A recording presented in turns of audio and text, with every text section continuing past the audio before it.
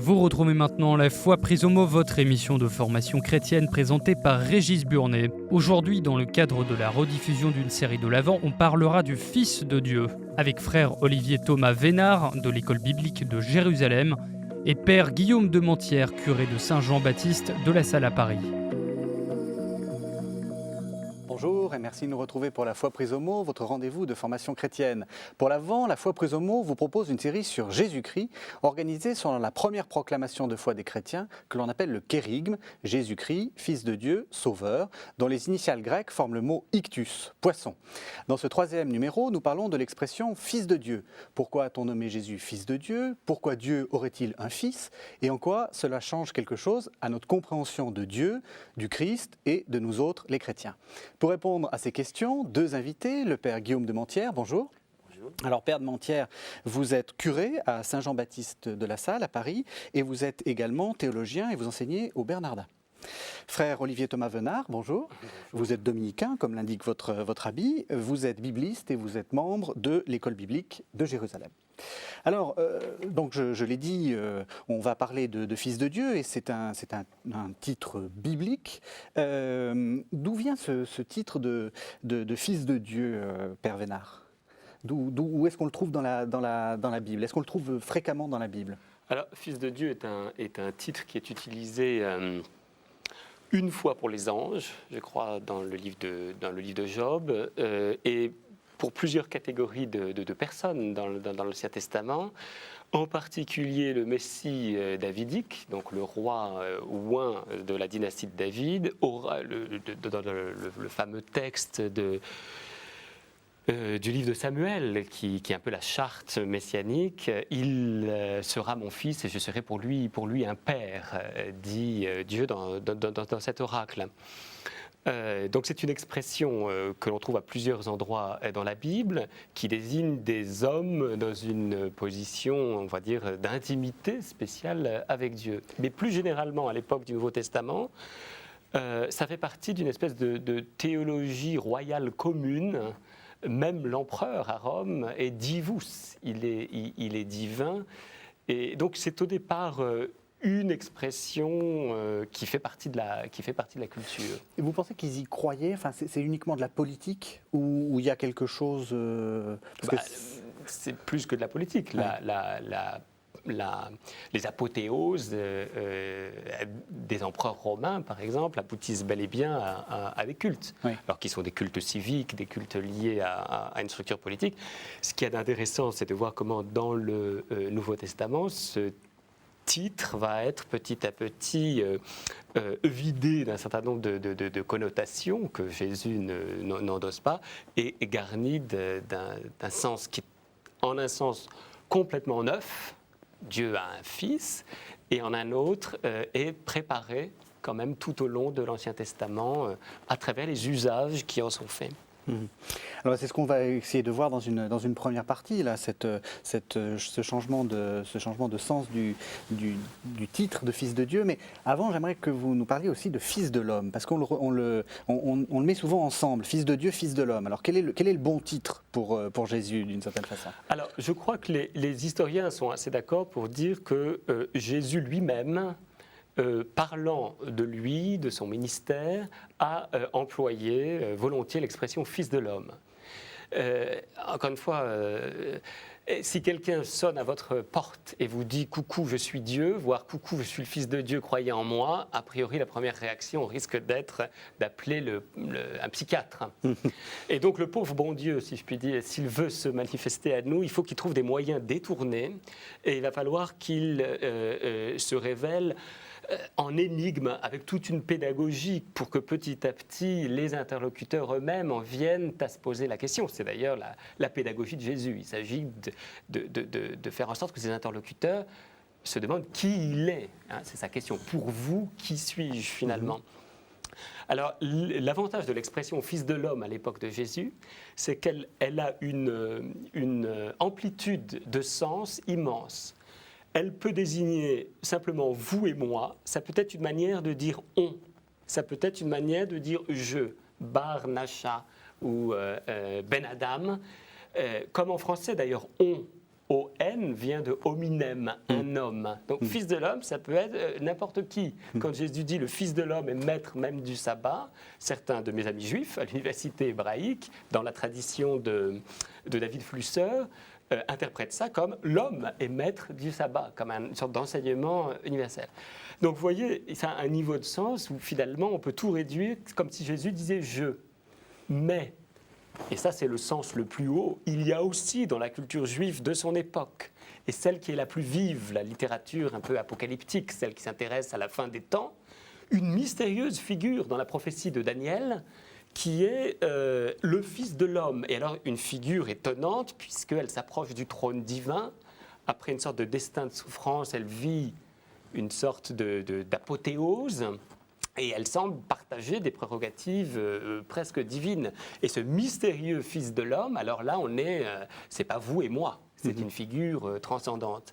Et alors Jésus va avec une pédagogie, moi quelquefois je trouve qu'il est assez zen dans sa pédagogie, c'est-à-dire qu'il renvoie ses interlocuteurs à qu'est-ce que vous pensez. Il va utiliser des expressions comme ça, qui peuvent avoir un sens tout à fait basique, que tout un chacun peut comprendre, mais qui peuvent aussi nous amener au seuil du mystère, mais le mystère sera pleinement manifesté par une libre volonté du Père, hein, comme il le dit, c'est ni la chair ni le sang qui te révèle cela, et puis par l'Esprit Saint après la résurrection. Alors Père de Menthière, j'ai une question un peu provoque à vous poser. On appelle Jésus Fils de l'homme alors même que, justement, il n'y a pas d'homme qui est son Père. Qu'est-ce que ça veut dire? Enfin, est-ce qu'on peut appeler quand même Jésus Fils de l'homme, même si il est entre les deux, il est homme et Dieu, mi-homme, mi-Dieu? Comment est-ce qu'il faut le dire? Certainement pas mi-homme, mi-Dieu. Il est pleinement homme et pleinement Dieu. Oui. Alors, à ce titre-là, on peut dire qu'il est fils de l'homme. C'est vrai que l'expression fils de, dans la mentalité sémitique, ça revient à tout propos. Un ressuscité est fils de résurrection, un homme juste est fils de justice, etc. Donc, en tant que Jésus est pleinement homme, on peut tout à fait dire effectivement qu'il est fils de l'homme, et le Père Venard a bien précisé que, effectivement, cette expression pouvait avoir le sens très commun de dire un homme, tout simplement. Et puis aussi, l'autre sens, à l'autre bout de la signification de fils de l'homme, il y a cette grande apocalypse de Daniel 7, où effectivement le fils de l'homme est une figure très mystérieuse d'ailleurs, d'être divin. Voilà. Alors on comprend que Jésus est préféré effectivement peut-être pour s'appeler lui-même, puisqu'on voit dans l'Évangile, je crois que cette appellation fils de l'homme revient plus de 90 fois dans la bouche de Jésus, ce qui est considérable. Et préféré cette appellation à celle de fils de Dieu, parce que l'appellation fils de Dieu était porteuse d'une grande ambiguïté politique. Et ce qui me frappe toujours, c'est qu'on est tellement, nous, en France, habitués à faire vraiment une dichotomie totale et une séparation totale entre le politique et le religieux, qu'on ne comprend pas bien comment un terme aussi religieux que celui de fils de Dieu peut avoir un impact politique considérable. Comme le Père l'a rappelé, l'empereur lui-même était appelé fils de Dieu et sauveur même. On est à quelques jours de Noël, on va entendre l'ange nous dire « Je vous annonce une grande joie, aujourd'hui vous est né un sauveur ». Alors nous, sauveurs, on sait bien que Jésus est le sauveur, ça ne nous pose pas de problème. Mais c'est un pied de nez politique majeur. C'est faire un bras d'honneur à l'empereur de Rome, puisque vous vous souvenez comment on annonçait les naissances impériales. Le héros parcourait tout l'Empire et disait « La divine providence nous a suscité un sauveur. Aujourd'hui commence l'évangile qu'elle vous annonce. » Étonnant, tous les mots sont des mots religieux.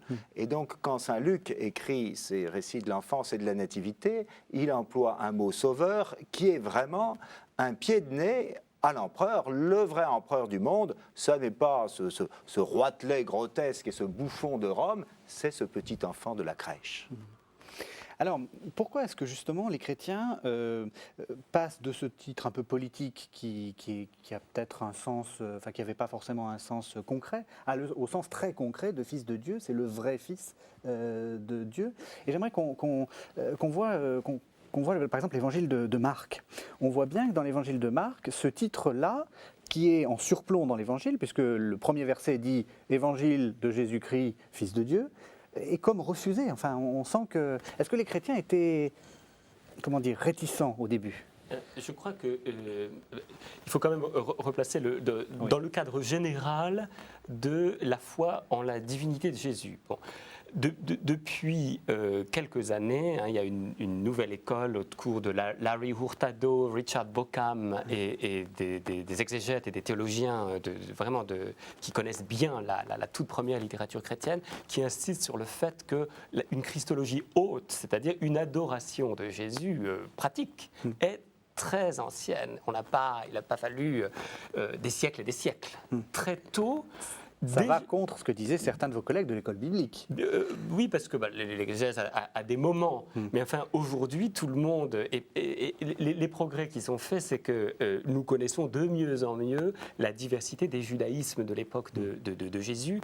Et on se rend compte qu'un certain modèle de transcendance divine, une espèce de tenue d'une manière...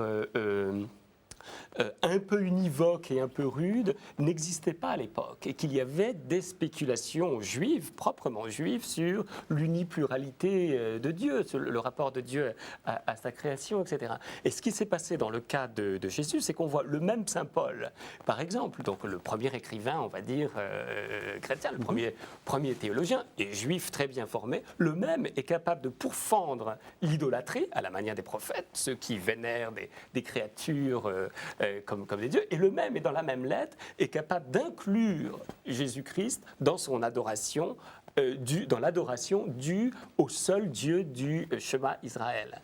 Donc ce qui s'est passé, c'est qu'on observe très tôt, alors même que les chrétiens n'ont pas encore les catégories philosophiques, ça il faudra du temps pour les avoir, mais avant d'avoir la possibilité de penser, d'essayer d'articuler conceptuellement le fait que Jésus est le Fils de Dieu, il est pratiquement vénéré, adoré à l'égal de Dieu.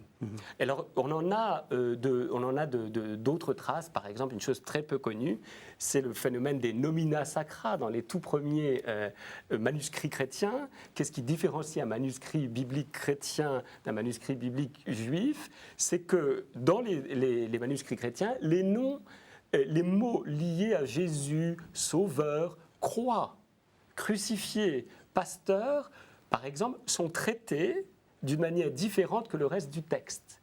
Ils sont traités un peu comme à Qumran, enfin dans les manuscrits de la Mer Morte, le nom divin, le fameux tétragramme, Yod He Vav He, est traité dans une écriture différente du reste du manuscrit. Ça veut dire qu'à une période très haute, Émile Puech m'a dit pour ça, il m'a dit ça doit s'originer avant 70 à Jérusalem.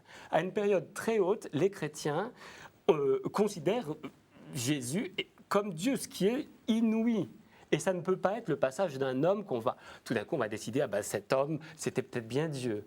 Et il faut prendre les choses en sens inverse, et il faut admettre que historiquement, là, je ne me passe pas d'un point de vue de théologie tout de suite, mais historiquement, il a fallu, puisqu'on n'est que dans un milieu juif au départ, il a fallu qu'il y ait, durant le ministère de Jésus, et puis bien sûr dans le mystère de sa résurrection, mais dès le ministère de Jésus, un déploiement d'autorité extraordinaire. Alors on connaît les miracles, on sait, tout le monde admet, je crois aujourd'hui, que Jésus a été un exorciste puissant.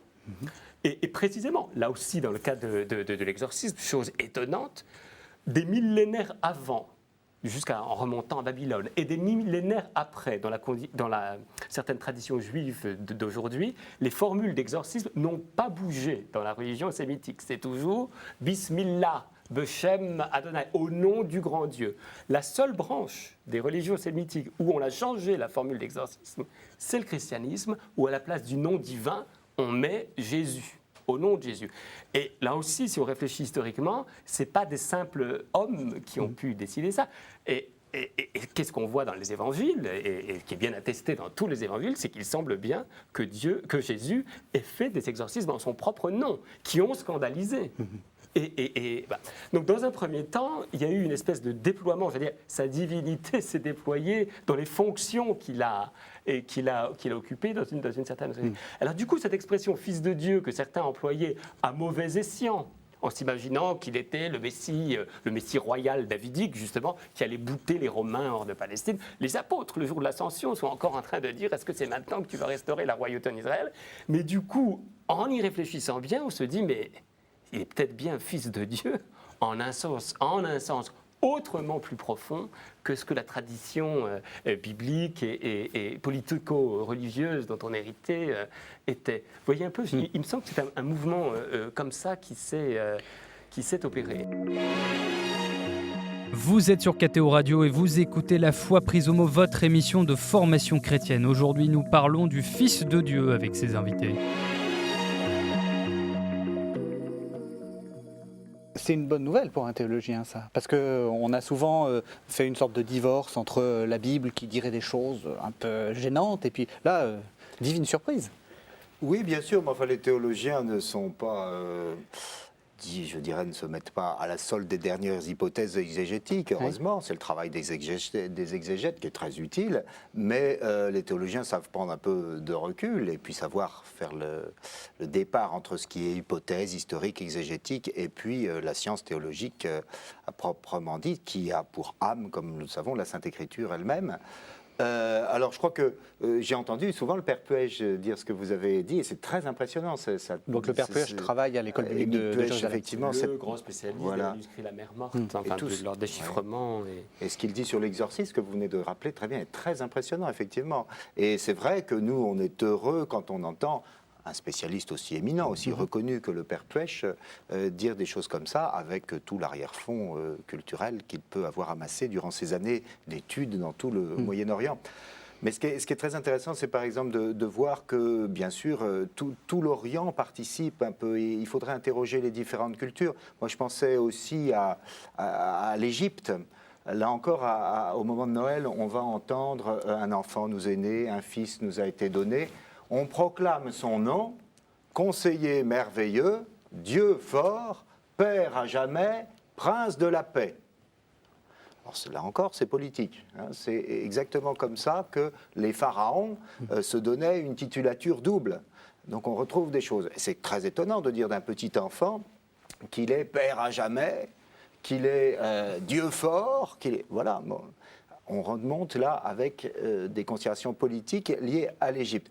Je pensais aussi, dans un tout autre contexte, et bien plus tardivement, à Pline le Jeune qui donne ce témoignage quand même, que les chrétiens adressent un culte à Jésus, à un certain Christos, comme à un Dieu. Donc on a là le témoignage que dès le 1er siècle, eh bien, les chrétiens, effectivement, vénéraient Jésus comme un Dieu. Et comme vous l'avez bien rappelé, alors le plus étonnant, c'est que dans le contexte juif, nourri d'un monothéisme si viscéral, pouvoir attribuer à Jésus les attributs de Dieu, il faut vraiment qu'il se soit passé quelque chose de tout à fait étonnant. Oui, et ce qu'il y a d'intéressant, c'est que nous le savons aujourd'hui, en particulier, un certain nombre de nos collègues à l'université hébraïque à Jérusalem écrivent beaucoup sur la question des êtres intermédiaires.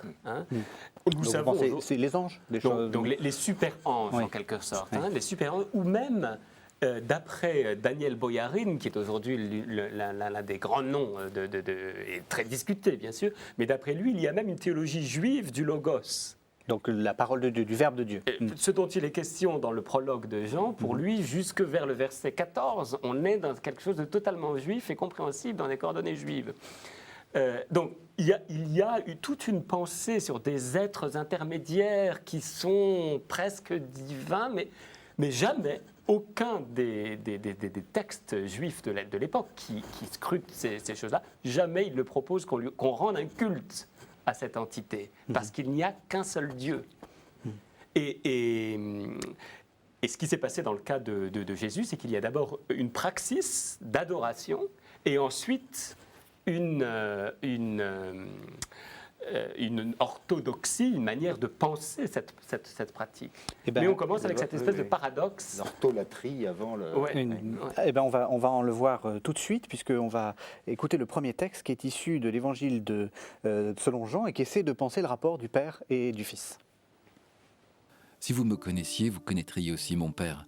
Dès à présent, vous le connaissez et vous l'avez vu. Philippe lui dit, « Seigneur, montre-nous le Père, et cela nous suffit. » Jésus lui dit, « Je suis avec vous depuis si longtemps, et cependant, Philippe, tu ne m'as pas reconnu? Celui qui m'a vu a vu le Père. Pourquoi dis-tu, montre-nous le Père? Ne crois-tu pas que je suis dans le Père, et que le Père est en moi?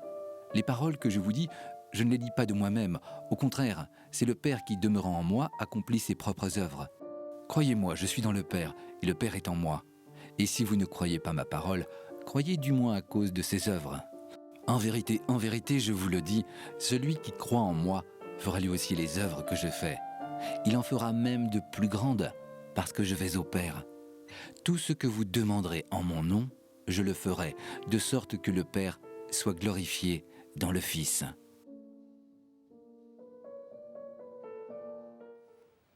Alors, voilà, on vient d'entendre l'Évangile selon Jean, Père de Mentière. Qu'est-ce que ça signifie, ce texte des rapports, qui m'a vu a vu le Père? Enfin, comment est-ce qu'il faut le comprendre, ce texte? Si nous lisons l'Évangile, nous voyons bien que Jésus, par ses paroles, mais aussi par ses actes, a revendiqué le rang divin. C'est quand même assez étonnant de dire des choses, puisqu'on en lit Saint Jean, quand Jésus dit dans l'Évangile de Saint Jean « Je suis le bon pasteur », c'est quand même revendiquer le rang divin, puisque si on lit les Saintes Écritures, le titre de bon pasteur, selon Ézéchiel 34, revient à Dieu lui-même. Donc Jésus s'arroge un titre divin. Et il ne le fait pas une seule fois, d'après les Évangiles, mais il le fait relativement souvent. Et donc il va jusqu'à dire, effectivement, « Qui me voit, voit le Père », ou encore « Le Père et moi, nous sommes un ». Et les éditeurs juifs de Jésus n'ont pas été dupes, puisqu'ils ramassent aussitôt des pierres, ils veulent le lapider en disant « Toi qui n'es qu'un homme, tu appelles Dieu ton Père, te faisant ainsi l'égal de Dieu ». Ce qui est évidemment épouvantable. À la limite, Jésus aurait revendiqué simplement d'être le Messie, peut-être que ça aurait pu passer, mais il va dans ses revendications bien au-delà. Et ce qui est touchant et bouleversant, c'est que tout en étant très clair sur la conscience qu'il a, au moins dans l'évangile de Saint Jean, d'être Dieu, eh bien, il est tout humble, tout remis, tout soumis à celui qu'il appelle tendrement son Père. Il ne fait rien qu'il n'a vu faire au Père, il ne dit rien qu'il n'a reçu de Père, il est tout entier relatif au Père. Alors, eh bien, c'est en tenant compte de ce donné des évangiles, Jésus de Nazareth qui revendique d'être l'égal de Dieu et qui en même temps est dans une entière soumission à son Père, que peu à peu, la théologie trinitaire va s'élaborer. Alors justement, un peu de théologie trinitaire, parce que souvent ça fait partie des difficultés, et je pense même que dans vos paroisses, on doit quelquefois vous poser ce genre de questions.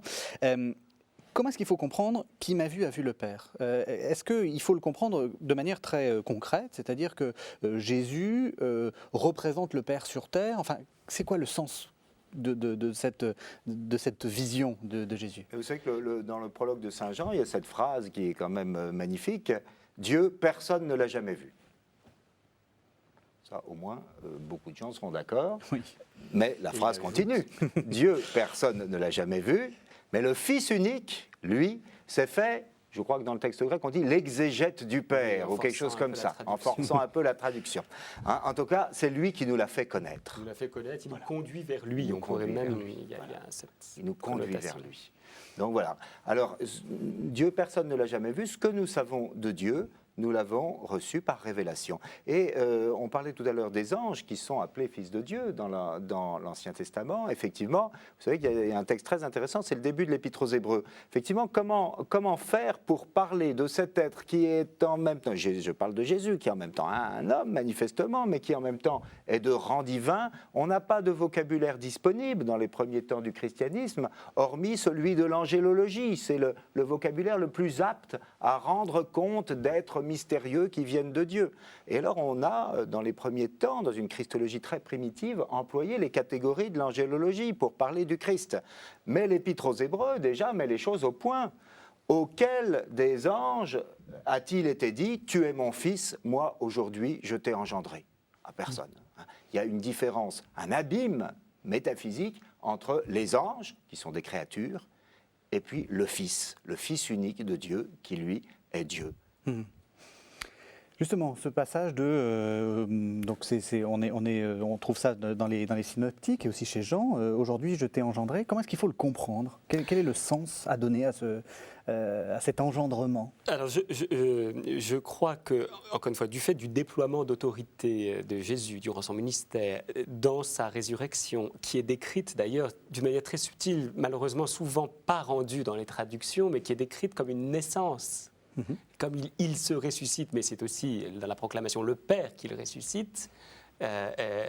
Et comme par hasard, en tout cas dans l'évangile selon saint Matthieu, qui m'occupe beaucoup ces années-ci, la mort de Jésus et sa résurrection, elle est entourée par des Joseph et des Marie, comme sa première naissance que nous allons célébrer dans quelques jours. Donc la résurrection, qui est le grand moment finalement quand même de révélation de cette filiation divine, c'est l'espèce de flash à partir duquel on peut relire et regarnir cette expression de Fils de Dieu.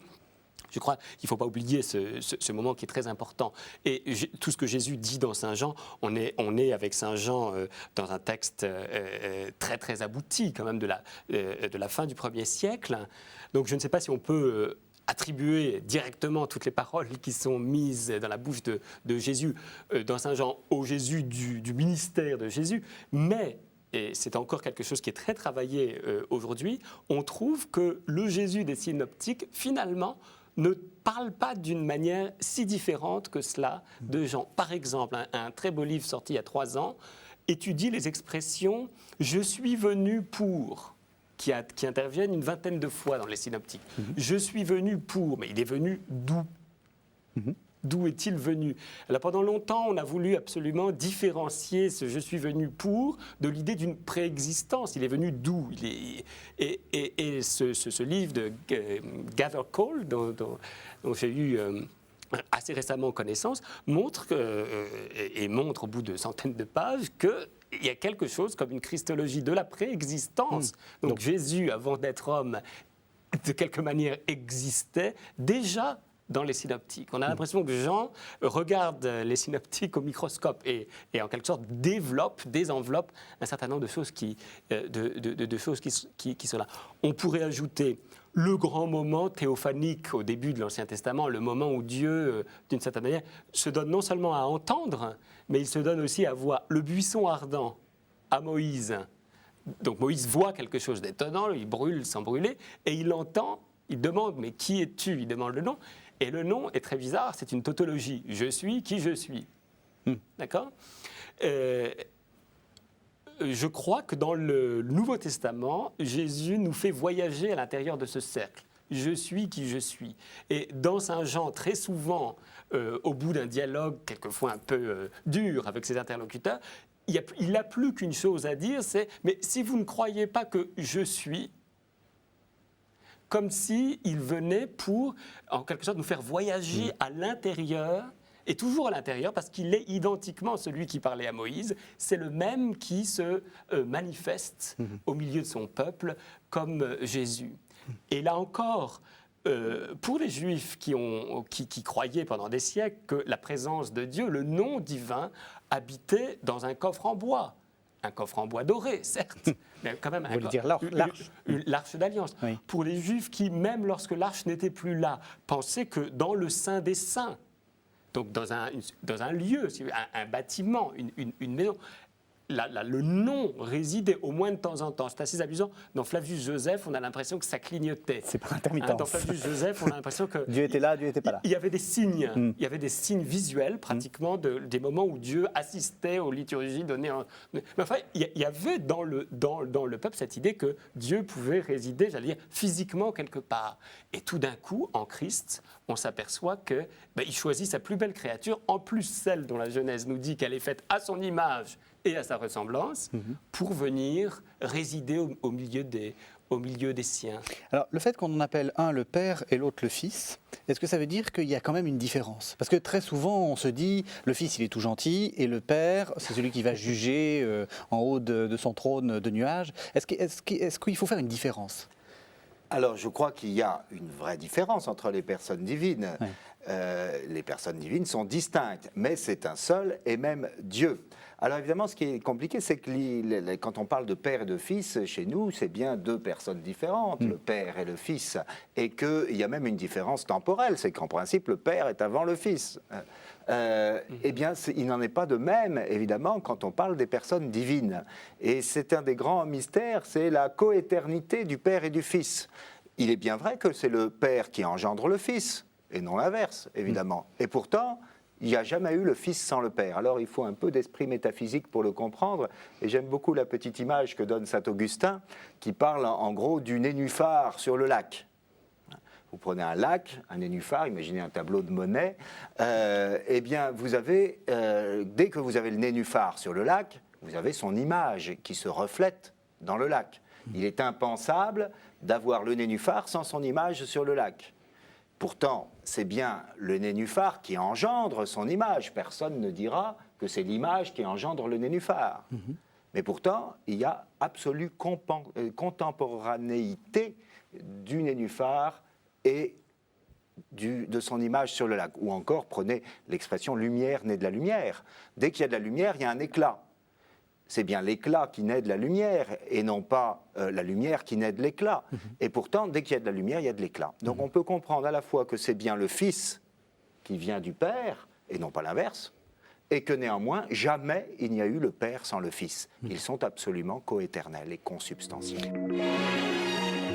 Vous êtes sur KTO Radio et vous écoutez La Foi prise au mot, votre émission de formation chrétienne. Aujourd'hui, nous parlons du Fils de Dieu avec ses invités. Alors, est-ce qu'ils ont des missions différentes, entre guillemets, ou est-ce qu'il faut, vous savez, il y a des gens qui s'adressent à tel saint pour tel problème, à tel autre saint pour tel autre, enfin c'est très catalogué. Est-ce que là aussi, dans une prière, il faut faire attention à qui on s'adresse ? Alors, je crois qu'il vaut toujours mieux faire attention à qui on s'adresse, bien sûr, d'une manière générale, mais que le Père, le Fils et le Saint-Esprit sont un seul et même Dieu, et qu'il ne faut pas considérer que ce Dieu Trinité fait en quelque sorte les 3-8. Quand en gros le Père a travaillé dans la création, puis après il est allé se reposer, il a envoyé son Fils pour finir le travail, et puis une fois que le Fils est remonté aux cieux, c'était le rôle de l'Esprit Saint. Non, bien sûr, la Trinité fait tout en commun, et il est tout à fait vrai de dire que le Saint-Esprit est créateur, que le Père est rédempteur, que le Fils est sanctificateur.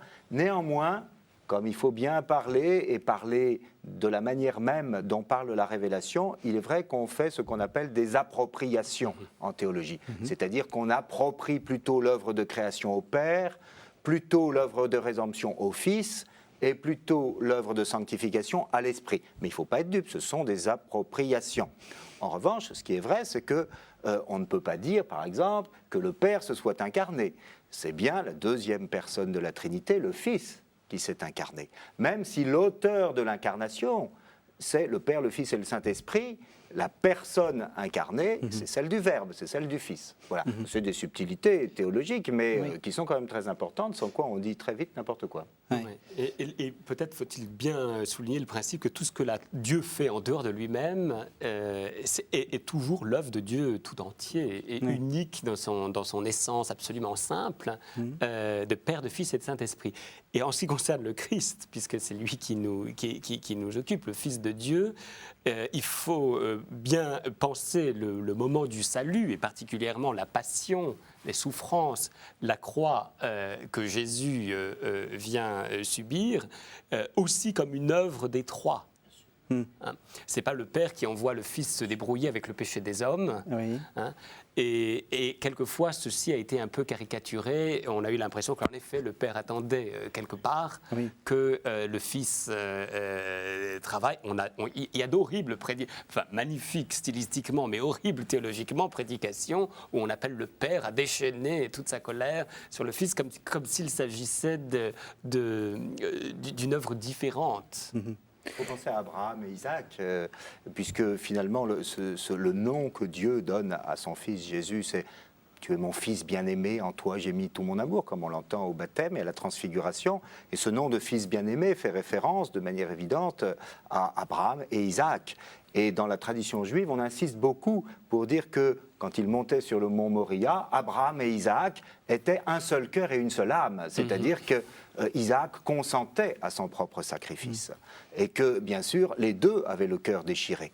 Alors je crois qu'on peut dire, sans tomber dans des anthropomorphismes grossiers, que dans l'œuvre de la Passion, le Père et le Fils ont le cœur déchiré, et qu'il n'y a pas un père qui, de gaieté de cœur, envoie son fils à la boucherie. Il y en a un qui souffre, quand même. Il y a un seul qui souffre physiquement. C'est Jésus qui souffre physiquement, bien sûr.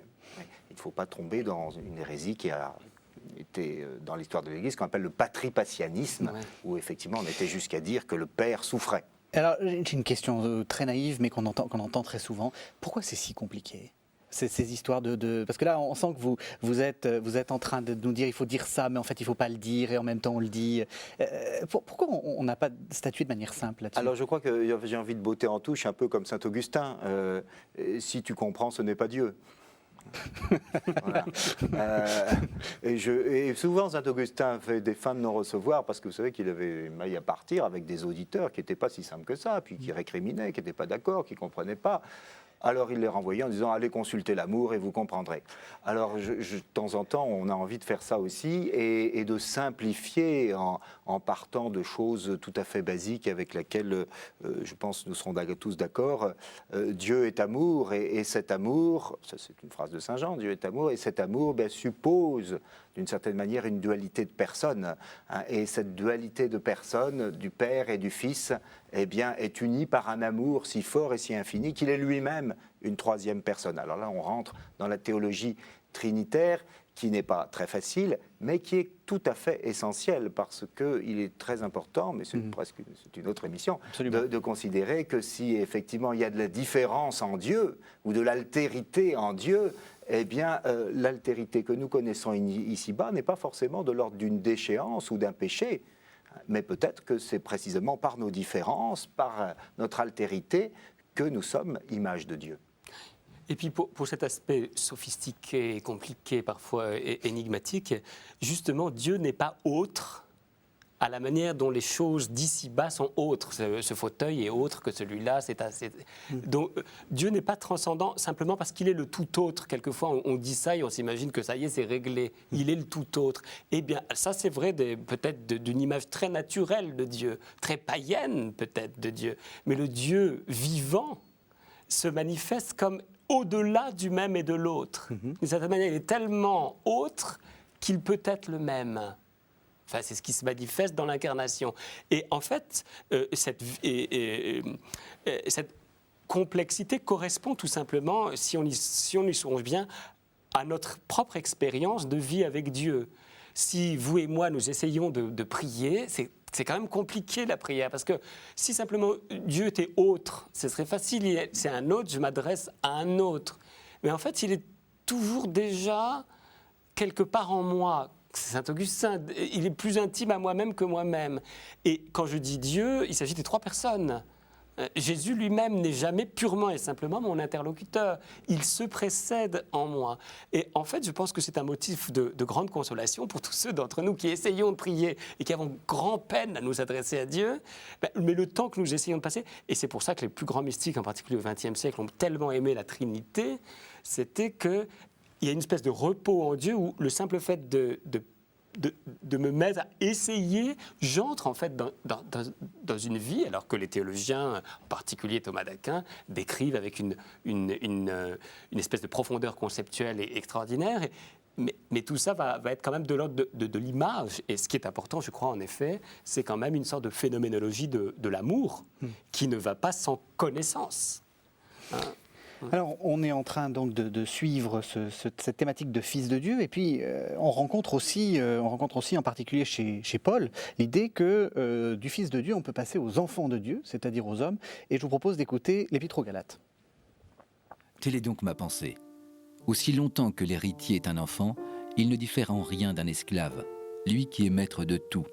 Mais il est soumis à des tuteurs et à des régisseurs jusqu'à la date fixée par son père. Et nous, de même, quand nous étions des enfants soumis aux éléments du monde, nous étions esclaves. Mais quand est venu l'accomplissement du temps, Dieu a envoyé son Fils, né d'une femme et assujetti à la loi, pour payer la libération de ceux qui sont assujettis à la loi, pour qu'il nous soit donné d'être fils adoptifs. Fils, vous l'êtes bien. Dieu a envoyé dans nos cœurs l'esprit de son Fils qui crie « Abba, Père ». Tu n'es donc plus esclave, mais fils.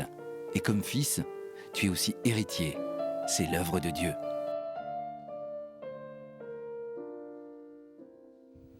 Alors, dans ce texte, on a l'impression que cette filialité qui était propre à Jésus, Paul l'étend à tous les hommes. Comment est-ce qu'on peut comprendre ça ? Qu'est-ce que ça signifie d'être fils de Dieu pour nous ? Parce que Dieu...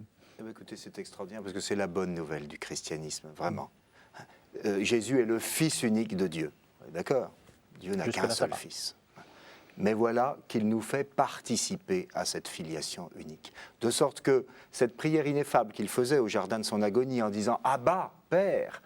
Et on souligne souvent comment cette intimité, cette familiarité avec Dieu était absolument inouïe dans le judaïsme. Cette indicible intimité avec Dieu qui est celle de Jésus avec son Père, eh bien, Jésus, par grâce, nous donne d'y participer. Il est le Fils unique par nature et nous devenons par grâce des fils adoptifs de Dieu. Et c'est vraiment la bonne nouvelle du christianisme. Jésus n'a pas rougi de nous appeler ses frères. Nous, tout pécheurs qu'on est, il n'a pas rougi de nous appeler ses frères. C'est la bonne nouvelle qu'on trouve chez saint Paul, bien sûr, sous le vocabulaire de filiation adoptive, et qu'on trouve chez saint Jean sous le vocabulaire d'enfant de Dieu. À tous ceux qui croient en lui, il a donné pouvoir de devenir enfant de Dieu, dit le prologue de saint Jean. Donc ça, c'est vraiment la bonne nouvelle du christianisme. Jésus aurait pu finalement rester le Fils unique, le bien-aimé, il l'est bien sûr, il le reste à tout jamais, mais il nous donne d'avoir part à cette filiation. Et là, on tombe à genoux et on s'émerveille. C'est un coup de force de Paul? Est-ce que dans le judaïsme, c'est vraiment inouï, cette idée qu'on puisse devenir fils de Dieu, tous? Alors, je ne saurais répondre pour le judaïsme, mais ce n'est pas propre à Paul. Oui. Ça, c'est sûr. Tout de même, il faut insister sur le fait que Jésus, plusieurs fois, distingue « mon Père et votre Père Oui. ». Donc, il y a un rapport d'intimité de Jésus à son Père qui est totalement incommunicable, ineffable. De même, il distingue, quelquefois, il parle dans l'absolu de « le Fils ». Il y a des choses que le Fils sait, que personne d'autre sait. Il y a des choses que même le Fils ne sait pas. Donc, il y a quand même un rapport tout à fait unique. Mais si on regarde l'ensemble du Nouveau Testament, il y a une chose qui est très neuve pour la pensée juive. Et récemment, un congrès, l'été dernier, un collègue américain a voulu me contredire, mais j'attends. Et il a pris mon email pour me dire, je vais vous envoyer les références, je les attends encore. Et une chose qui est très neuve, c'est cette idée que la parole de Dieu, en l'occurrence la parole de Dieu dans sa dernière manifestation qui est l'Évangile, est une semence de vie. Et que moyennant l'accueil de cette parole, nous sommes régénérés, de quelque manière réengendrés. Nous avons été engendrés à la vie naturelle, comme nous savons, mais si nous accueillons la parole de Dieu, le Verbe dont il est question dans le prologue de Jean, mais aussi la parole dont il est question dans les épîtres de Pierre ou dans l'épître de Jacques, et si nous l'accueillons alors comme une nouvelle plante, c'est ça le néophyte, en quelque sorte, une sorte de nouveau principe de vie arrive en nous. Et bien cette idée que la parole de Dieu, et en l'occurrence la parole de Jésus finalement, est une semence de vie, une graine qui va pousser, qui est comme l'arbre du royaume et tout ça, c'est unique dans le judaïsme. La seule chose qui s'en approche un petit peu, c'est dans la prophétie d'Isaïe, la parole de Dieu est comparée à la pluie qui fait germer la semence, mais pas à la semence. Et ça, très probablement que ça s'enracine dans la prédication de Jésus lui-même. Le Fils, une de ses manières de nous transformer en fils à l'image de sa filiation à lui, c'est de prêcher, de transmettre la parole, et les cœurs qui vont s'y ouvrir vont être régénérés de l'intérieur et s'ouvrir à la filiation divine. Tout l'évangile de saint Matthieu peut être interprété comme l'inscription du lecteur de cet évangile et du disciple potentiel dans la généalogie de Jésus. Je m'explique. Au début de saint Matthieu, il y a une généalogie, n'est-ce pas, de Jésus, mais elle est inversée, puisque normalement, quand on dit généalogie 2 dans la Bible, on part du personnage et on va vers ses descendants. Alors qu'ici, la généalogie de Jésus part de ses descendants et arrive vers lui. Donc on a envie de dire, mais et la suite qui manque selon le genre littéraire. Mais voilà qu'à la toute fin de l'Évangile, Jésus donne l'ordre, allez, faites disciples toutes les nations, leur enseignant à pratiquer tout tout ce que je vous ai commandé. Et entre ces deux moments, le moment de la généalogie de l'unique en quelque sorte, mais dont il manque la suite, et le moment où les disciples sont envoyés à toutes les nations, il y a toute la pédagogie, en particulier le chapitre 13, le discours sur le royaume, sur l'entrée dans le royaume, où Jésus explique à ses disciples comment accueillir sa parole pour devenir, comme il le dit à ce moment-là, mes frères, mes sœurs, et donc entrer dans son arbre généalogique, si l'on peut dire. Donc même dans des textes extrêmement archaïques, moi je crois, comme Matthieu, on trouve cette même idée. C'est ce que vous aviez dit, Père, en disant que il faut la foi. Enfin, le fait, l'adoption, j'allais dire, n'est pas automatique. Voilà, il n'y a pas de. Et voilà, je crois qu'il y a une distinction qui est très importante et qu'on nous pose souvent depuis le catéchisme jusqu'à nos paroissiens. Enfin, c'est-à-dire, mais alors tout le monde est enfant de Dieu. Oui. Alors, il est vrai qu'en tant que nous sommes tous créés par Dieu, à son image et à sa ressemblance, on peut dire que Dieu est Père de toutes ses créatures, d'une certaine manière, au sens où un saint François d'Assise pouvait parler de frère loup, de sœur eau, de frère soleil, parce qu'il y a la parenté d'une création et d'un créateur commun. Bon. Mais ça n'est pas dans le même sens que nous disons que nous, chrétiens, par le baptême et par la foi, nous devenons fils et filles de Dieu. C'est que nous participons à cette filiation unique qui est celle de Jésus. Nous entrons par grâce, c'est-à-dire par le don de l'Esprit Saint qui nous est communiqué au baptême, nous devenons fils et filles dans le Fils unique, comme on dit. Il ne faut pas oublier évidemment que ce n'est pas par notre propre vertu ou par nos propres forces qu'on devient fils ou fille de Dieu, c'est parce que nous avons reçu l'esprit de filiation dont parle saint Paul précisément dans l'Épître aux Galates. Nous n'avons pas reçu un esprit d'esclave, mais un esprit de fils qui nous fait nous écrier « Abba, Père », reprenant le mot même de Jésus à Gethsémani. « Abba, Père ». Pas parce que nous serions de plein pied avec Dieu, mais parce que par l'Esprit Saint, nous devenons réellement enfant de Dieu. Souvenez-vous du mot d'exclamation, d'émerveillement de Saint Jean au début de sa première lettre. Enfant de Dieu, nous le sommes. Voilà. Mais alors, le problème, ou la difficulté, c'est que quand on est père, quand on prend l'image humaine, je veux dire, moi, je suis, toute ma vie, je serai le fils de mon père. Et là, on a l'impression que ça ne suffit pas. Il faut, c'est une filialité qui se renouvelle par l'action, par la foi, par l'écoute de la parole, de la prédication, etc. Enfin, elle est donnée une fois pour toutes, mais elle s'entretient.